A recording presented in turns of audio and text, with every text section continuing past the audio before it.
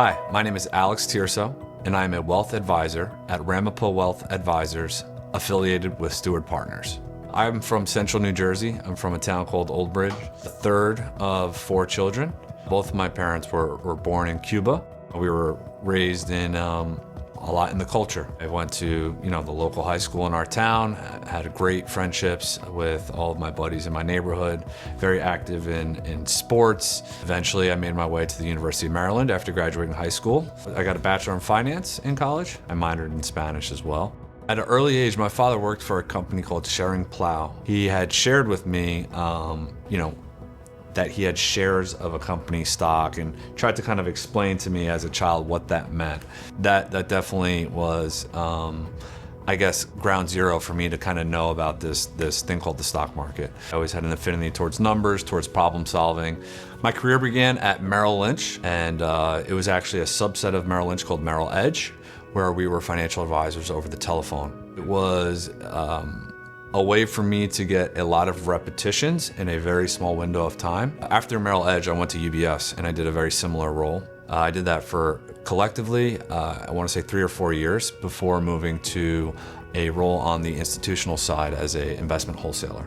End of 2021, early 2022, James and I met. He was a client of Invesco's, so I was the representative. We just had open dialogue and conversations, and we decided that it would be a great opportunity for me to be able to join Ramapo Wealth Advisors. For James and Ramapo Wealth, what stood out to me was there's a lot of sharp elbows in this industry as well as egos. When you come into this office and you interact with James and his team, it is a collective of individuals that truly just are down to earth and want to do the best thing for their clients. I am married to my awesome wife, Christina. We have a 1.5-year-old son named Sebastian. And we have another child on the way that will be born in November of 2025.